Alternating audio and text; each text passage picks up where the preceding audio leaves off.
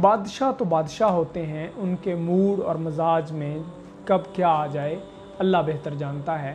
اسی طرح کا ایک تاریخی واقعہ مغل بادشاہ شاہ جہان کے بارے میں ملتا ہے کہ ایک دفعہ وہ اکیلا گھوڑے پر نکلا اور اس نے جنگل کا رخ کیا۔ وہ سفر کرتا گیا یہاں تک کہ وہ اپنا راستہ بھول گیا۔ جب وہ اپنا راستہ بھول گیا تو وہ جنگل میں بھٹکنا شروع ہو گیا۔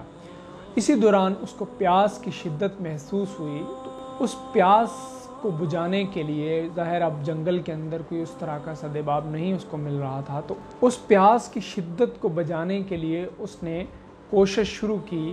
تو اسی دوران میں کہیں دور سے اس کو بانسری کی بہت سریلی آواز سنی۔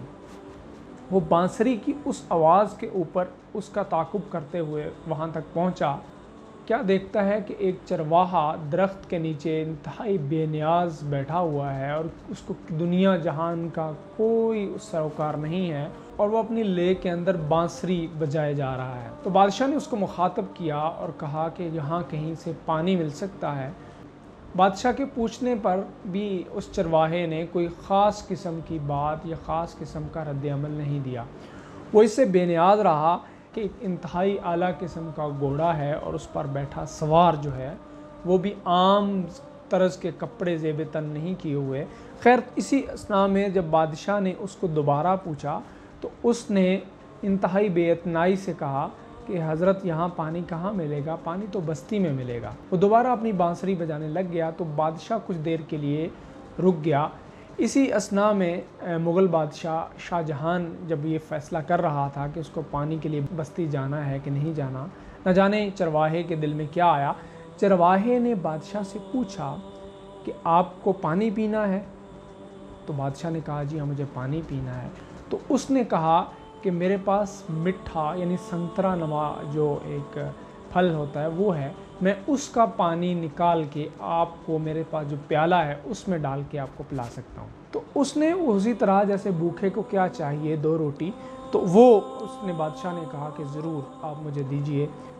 تو چرواہے نے جب بادشاہ کو اس کا رس نکال کے پیش کیا تو بادشاہ نے بڑے مزے کے ساتھ پیا۔ تو اس پر چرواہے نے اچانک پوچھا کہ آپ کا آنا کہاں سے ہوا ہے؟ بادشاہ نے شاہ جہان نے کہا کہ میں دہلی سے آیا ہوں۔ تو اس نے کہا کہ آپ اسی دہلی سے آئے ہیں جس کے اندر لال قلعہ ہے؟ تو اس نے کہا میں وہیں سے آیا ہوں جس کے اندر لال قلعہ ہے۔ تو وہ بڑا محظوظ ہوا اس بات سے۔ تو اسی اثناء میں شاہ جہان وہ سارے شاہی آداب بھول گیا۔ اس وقت اس کو چرواہا ہی دنیا کا سب سے بہترین اور کارآمد آدمی لگا، لیکن جیسے ہی اس کی پیاس بجھی، اس کی طلب پوری ہوئی، اس کے اندر اپنا بادشاہ پن جاگا۔ تو شاہ جہان نے کہا کہ لاؤ تمہیں میں کوئی چیز لکھ دیتا ہوں، تم کل دہلی آ جانا۔ تو چرواہے نے اس سے پوچھا کہ وہی لال قلعہ ہے نا جس کے اندر مغل بادشاہ شاہ جہان رہتا ہے؟ تو بادشاہ نے کہا ہاں مغل بادشاہ میں ہی ہوں، میرا نام ہی شاہ جہان ہے۔ تو ایک دم جو چرواہا تھا وہ حیرت کے اندر آ گیا اور حیرت کے اندر محبوط ہو گیا۔ تو اس کیفیت میں وہ کچھ دیر رہا تو بادشاہ نے اس کو دوبارہ کہا کہ لاؤ یہاں یہ جو لکڑی کی چھال ہے اس کو اتار لاؤ، میں تمہیں کولے سے کچھ اس پر لکھ دیتا ہوں اور تم کل وہاں ضرور آنا، میں تم کو وہاں ملوں گا۔ چھال اتار کے درخت کی شاہ جہان کو پیش کی تو شاہ جہان نے اس پر کچھ لکھ دیا، تاکید کی کہ تم ضرور دہلی آنا اور مجھے لال قلعے کے اندر ملنا۔ تو شاہ جہان نے دہلی پہنچتے ہی یہ پہلا کام کیا، فصیل کا جو محافظ تھا اس کو بلایا اور اس کو کہا کہ اس طرح ایک چرواہا آئے گا، اس کو میں نے اپنا فرمان درخت کی چھال پر لکھ کر دیا ہے، وہ جیسے ہی آئے مجھ تک پہنچایا جائے۔ 1 دن گزرا، 2 دن گزرے، 3 دن گزرے، خاصے دن گزر گئے۔ تو ایک دن جمعے کا دن تھا، اسی دن چرواہا شہر کے اندر آیا۔ تو جیسے وہ شہر کے اندر پہنچا تو وہاں جتنے حکومتی اہلکارے تھے انہوں نے اس کو فوری طور پہ دہلی کی مسجد کے اندر ہی پہنچا دیا۔ چرواہے نے بتایا کہ میں یہ فرمان لے کر آیا ہوں اور میں بادشاہ سے ملنا چاہتا ہوں۔ چرواہے نے دیکھا کہ شاہ جہان جو ہے وہ مسجد کے اندر گڑ گڑا کے دعا مانگ رہا ہے، تو وہ واپس پلٹ گیا۔ لوگوں نے اس کو روکنے کی کوشش کی لیکن وہ نہیں رکا۔ جیسے ہی شاہ جہان دعا سے فارغ ہوا تو اس کو بتایا گیا کہ وہ چرواہا جس کا آپ کو انتظار تھا وہ آ گیا تھا لیکن وہ واپس چلا گیا ہے۔ تو بادشاہ نے فوری کارندے بھیجے اور ان کو کہا کہ اس چرواہے کو ڈھونڈ کے لایا جائے۔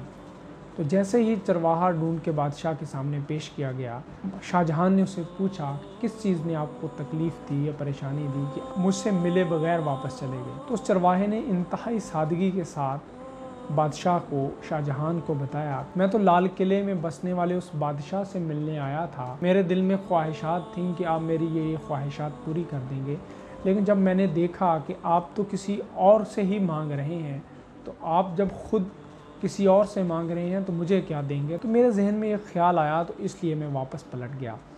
خواتین و حضرات، السلام علیکم ورحمۃ اللہ وبرکاتہ۔ رمضان المبارک کی ان مبارک ساعتوں کے اندر امید ہے آپ رمضان میں رب سے جڑنے کی کوشش میں مصروف ہوں گے۔ آج کی ویڈیو کا موضوع بھی یہی ہے کہ رب کو کیسے پایا جائے۔ یہ سارا واقعہ جو میں نے سنایا ہے، اس کی تصدیق یا تردید تاریخی طور پر میں نہیں کر سکتا، یہ صحیح ہے یا غلط ہے، اس بحث سے اگر ہم نکل جائیں، لیکن اس کے بعد اس واقعے کے اندر آپ یہ دیکھ سکتے ہیں کہ دنیا کے اندر اس چرواہے نے، ایک عام سے انسان نے، جس کو ہم زندگی میں کوئی زیادہ اہمیت نہیں دیتے، لیکن اس نے ایک چیز کو انتہائی واضح کر کے کلیئرٹی کے ساتھ ہمارے سامنے پیش کر دیا۔ تو اب آگے بڑھتے ہیں اس چیز کی طرف کہ رب کو کس طرح پایا جائے، اس رب کو پانے کے لیے کون سے طریقے ہیں یا کون سے میتھڈز ہیں جس میں ہم رب کو آسانی سے پا سکتے ہیں، اور وہ کون سی چیزیں ہیں جو ہمیں رب سے دور کر دیتی ہیں۔ اور میں یہاں ایک وضاحت بھی کرنا چاہتا ہوں کہ میں کوئی مفتی، کوئی عالم اس طرح کا نہیں ہوں، میں ایک عام سا طالب علم ہوں۔ میں اس طالب علم ہونے کی حیثیت سے میری رائے بھی طالب علمانہ ہے، تو اس فورم کے ذریعے میں چاہوں گا کہ میں اپنی گزارشات آپ تک پہنچاؤں اور آپ اس کے نتیجے میں مجھ تک اپنی گزارشات پہنچائیں، تو یوں ہمارے سیکھنے کا ایک پروسیس جو ہے وہ رکے گا نہیں، بڑھتا رہے گا انشاءاللہ العزیز۔ تو آئیے آگے بڑھتے ہیں۔ خواتین و حضرات، رب کو پانے کے اندر جو سب سے بڑی رکاوٹ آتی ہے وہ ہمارا نفس آتا ہے۔ وہ نفس کی تینوں سٹیج ہیں، وہ ہم مختلف انداز میں پڑھتے بھی رہتے ہیں، لیکن ہم اس سے تھوڑا سا ہٹ کے یہ دیکھیں گے۔ نفس کو سب سے زیادہ جو چیز طاقت پہنچاتی ہے وہ انسان کے اندر شیطان کا جذبہ ہے، شیطانیت اور حوانیت کا وہ جذبہ ہے۔ تو اس کو کیسے قابو کیا جائے؟ جو نفس ہمارا ہے اس کو قابو کرنے کے بہت سارے طریقے بتائے جاتے ہیں، میں لیکن چھوٹی چھوٹی چند گزارشات کروں گا جن سے آپ کو چیزیں کلیئر ہو جائیں گی۔ یعنی یہ چیز تو ہمیں کلیئر ہے کہ انسان کا سب سے بڑا دشمن شیطان ہے، اور شیطان کے بارے میں اللہ رب العزت فرماتے ہیں کہ شیطان کا قابو ان لوگوں پر نہیں ہے جو رب پر ایمان اور بھروسہ رکھتے ہیں۔ تو رب پر ایمان اور بھروسہ کیسے پایا جائے؟ ایک حدیث ہمارے سامنے اس سلسلے میں گزرتی ہے۔ ایک دفعہ اللہ کے نبی صلی اللہ علیہ وسلم مسجد نبوی کے اندر تشریف فرما تھے۔ آپ صلی اللہ علیہ وسلم صحابہ کے ساتھ بیٹھے ہوئے تھے۔ آپ صلی اللہ علیہ وسلم نے فرمایا کہ ابھی ایک شخص جو آئے گا آپ کے سامنے، جو اس مسجد کے دروازے میں داخل ہوگا، وہ جنتی ہوگا۔ صحابہ کے اندر ایک جذبہ آیا اور انہوں نے سوچنا شروع کیا کہ کون ہو سکتا ہے۔ اسی اثناء میں حضرت عبداللہ بن سلام رضی اللہ تعالیٰ عنہ داخل ہوئے، تو صحابہ اشتیاق کے ساتھ ان کی طرف دوڑے اور لپک کر ان میں سے کچھ صحاب نے پوچھا آپ کون سا خاص عمل کرتے ہیں؟ تو انہوں نے کہا میں کوئی خاص عمل تو کوئی بھی نہیں کرتا، میں بھی آپ کی طرح نماز پڑھتا ہوں۔ تو انہوں نے ذرا ان سے پھر استفسار کیا، تو اس پر انہوں نے بتایا کہ دیکھیے میں کوئی خاص عمل تو نہیں کرتا، لیکن میں یہ کرتا ہوں کہ میں جب بھی رات کو سوتا ہوں تو میرے دل میں کسی کے لیے بغض اور نفرت نہیں ہوتا۔ میں جو ساری قصے اور چیزیں ہوتی ہیں کسی کے بارے میں دن بھر کے جو اوقات کے اندر ہوا ہوتا ہے، اس کو بھی اللہ کے ہاں سپرد کر کے، ختم کر کے اپنے دل کو صاف کر کے سوتا ہوں، اور میرے دل میں محبت، خیر اور بلائی ہے۔ اور انہوں نے فرمایا کہ دوسری میری جو عادت ہے کہ میری زبان سے بے فائدہ کلام نہیں نکلتا۔ میری زندگی کا مشغلہ ہے کہ میں اپنی زبان کو قابو میں رکھتا ہوں۔ تو ناظرین اکرام، سب سے زیادہ جو نفس کو ترغیب دینے کی طرف جو پہلا قدم ہے جس کو روکنا چاہیے، وہ زبان کا کنٹرول ہے۔ اگر آپ اپنے حرص الکلام کو روک لیں گے تو آپ کے لیے بہت آسانی ہو جائے گی اپنے نفس کو سمجھنا، اس پہ غور و فکر کرنا۔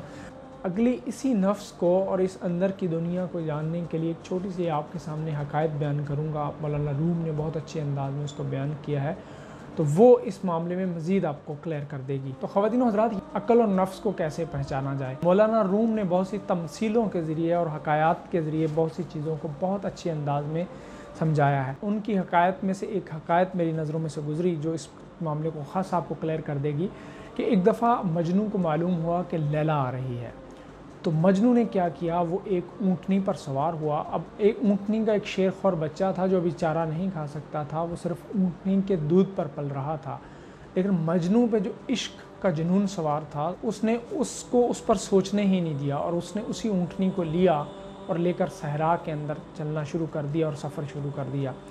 اب ظاہر ہے وہ اس عشق کی کیفیت میں طاری تھا۔ اب جب وہ صحرا کے اندر جا رہا تھا تو اونٹنی کو جیسے ہی موقع ملتا وہ واپس پلٹنا شروع کر دیتی، اور مجنو صاحب جو تھے اتنے مجذوب تھے کہ ان کو اندازہ نہیں ہوتا تھا، واپس سفر طے کر لیتی تھی تو ان کو اندازہ ہوتا تھا کہ وہ پھر اس اونٹنی کو واپس رستے پر ڈالتا اور واپس ہانکنا شروع کر دیتا۔ اسی اثناء میں سفر اس کا طے نہ ہوا اور یہی کیفیت، یہی عمل بار بار ہوتا رہا۔ آخر مجنو کو جب یہ اندازہ ہو گیا، عشق کی کیفیت سے تھوڑا سا اس لیے ریلائز اس کو ہوا، اس وصال کی طرح اس کا سفر جاری نہیں ہو پا رہا تھا، تو اس نے کیا کیا، اس نے یہ کیا کہ اس نے اس اونٹنی کو چھوڑ دیا اور پیدل سفر کرنا شروع کر دیا۔ تو اس میں بہت آسان سی چیز ہے کہ جیسے ہی اونٹنی کی مہار ڈھیلی ہوتی تھی، اونٹنی سمجھ جاتی تھی کہ مجنو اب غافل ہو چکا ہے اور وہ اب اس کو میری پرواہ نہیں ہے، وہ کہیں اور پہنچ چکا ہے، تو وہ راستہ پھر سے واپسی کا شروع کر دیتی تھی۔ تو اس سارے معاملے کے اندر جو عشق کا معاملہ ہے نا، وہ جسم کا معاملہ ہے۔ تو جسم اسی طرح ہے کہ جب آپ اپنے جسم کے، اپنے نفس کی ضروریات کو دیکھتے ہیں تو ہم عقل کو، اپنے ضمیر کو، اپنے اللہ کو جو نفس رحمانی ہے نا، اس سے بالکل دور ہٹ جاتے ہیں۔ جب ہم اس سے دور ہٹتے ہیں تو اپنے اس نفس کی جسمانی خواہشات کو پورا کرنے کے لیے حرص الکلام بھی کرتے ہیں، بہت زیادہ بولتے ہیں، اس کے لیے غیبت کرتے ہیں، چغلی کرتے ہیں، بدی کرتے ہیں، اور بہت زیادہ کھاتے ہیں، دوسرے کا حق مارتے ہیں، سارے کام کرتے ہیں۔ تو یہ وہ بنیادی چیز ہے جس کو سمجھنا ضروری ہے۔ یہ لیلا کا عشق ہے وہ تو کچھ بھی نہیں ہے، تمثیل ہے نا، اصل میں تو رب کا وہ عشق ہے کہ اس عشق کے اندر جب تک گلا ملا نہ جائے اور اس رستے میں جو کھوٹ کرنے والی اونٹنی ہے یا اس طرح کے جتنے عوامل ہیں ان کو سائڈ پر نہیں کیا جاتا، تو اس وقت تک آپ کا سفر ہی نہیں شروع ہوتا۔ تو رب کو پانے کے لیے تو اس اونٹنی کو خیر آباد کہہ کر رب کے راستے پر چلنا پڑتا ہے، اور اس جسم کو، اس کی نفسانی ضروریات کو دور کرنا پڑتا ہے۔ تو ناظرین اکرام، آتے ہیں اب اس موضوع کے آخری حصے کی طرف کہ نفس کی وہ پہچان کے بعد جس میں عقل اور عشق کو بھی ہم نے سمجھا کہ عشق جب تک آپ کے اوپر غالب ہو، لیکن عقل کے ذریعے آپ جب تک یہ نہیں جانیں گے کہ کون کون سی چیزیں آپ کے لیے ڈو ہیں اور ڈز ناٹ ہیں اس سفر کے اندر، تو آپ اس پر نہیں پہنچ سکتے۔ اسی معاملے کے اندر یعنی بہت ساری چیزیں جیسے میں آپ سے پہلے گزارش کر چکا ہوں، اور نیکسٹ ویڈیوز کے اندر ہم رمضان میں اسی پہ بات بھی کریں گے، جس میں جھوٹ ہے، غیبت ہے، چغلی ہے، یہ سارے جو حسد ہے، کینہ ہے، بغض ہے۔ حضرت امام ابو حنیفہ رحمہ اللہ علیہ نے فرمایا کہ دنیا کا سب سے بڑا جھوٹ بدگمانی ہے۔ اس پر ہم سب چیزوں پر بات کریں گے، یہ تقریباً ساری چیزیں سمجھتے ہیں۔ تو اس سارے معاملے کے اندر بہت سارے لوگ یہ جب اس اسٹیج سے گزرتے ہیں اور اس معاملے میں آتے ہیں تو ان کو بہت سارے لوگ کہتے ہیں کہ آپ رب کو پانے کے لیے گوشہ نشین ہو جائیں، عزلت اختیار کر لیں، آپ دنیا سے کٹ جائیں۔ تو اگر یہ مسئلے کا حل ہے، باقی پھر جو دین اور نیکی کو پھیلانے کا کام ہے وہ کیسے کیا جائے اگر لوگ ہٹ کے ہو جائیں؟ تو اس پر کچھ چیزیں ہیں، اور منہاج القاصدین جو کہ امام عبدالرحمن ابن جوزی رحمہ اللہ علیہ نے کتاب لکھی ہے، اس کو علامہ اقبال نے علم کا موتی قرار دیا، تو اس میں پورا علامہ عبدالرحمن ابن جوزی نے اس پہ پورا باب ایک لکھا ہے۔ تو یہ آئیے میں اس میں سے کچھ آپ کے سامنے گزارش کروں گا۔ عقبہ بن عامر سے روایت ہے کہ آپ صلی اللہ علیہ وسلم سے میں نے پوچھا کہ نجات کس میں ہے، تو آپ صلی اللہ علیہ وسلم نے فرمایا کہ اپنی زبان بند رکھو، گھر میں رہو اور اپنے گناہوں پر رہو۔ حضرت عمر رضی اللہ تعالیٰ عنہ نے فرمایا کہ گوشہ نشینی میں سے اپنا حصہ لو۔ اور اسی طرح ہمارے جو اکابرین ہیں، صوفیہ ہیں، بزرگان ہیں، ان میں سے داؤد طائی اللہ نے کہا کہ لوگوں سے ایسے بھاگو جیسے شیر سے بھاگتے ہیں۔ تو یہ تو گوشہ نشینی کے حق میں دلائل ہیں۔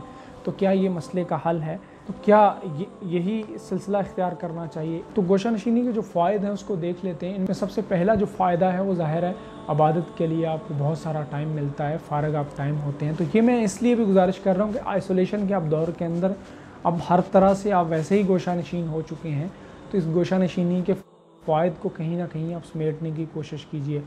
اور دوسرا جو ہوتا ہے کہ اس میں غیبت سے انسان بچا رہتا ہے۔ ظاہر اب جب بھی ہم کہیں ملتے ہیں، گوسپنگ کے نتیجے میں حال احوال پوچھنے کے بعد یہی ہوتا ہے کہ فلاں پہ بات شروع ہو جاتی ہے اور ہم غیبت کرنا شروع ہو جاتے ہیں رمضان کے اندر۔